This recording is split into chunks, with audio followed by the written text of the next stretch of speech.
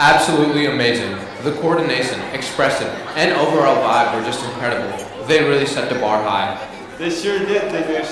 But keep the excitement. For this next performance, we have a group of young boys and girls who are going to rock the stage. Sarah, I know, and I am incredibly excited to watch them. Just their name alone implies their extraordinariness.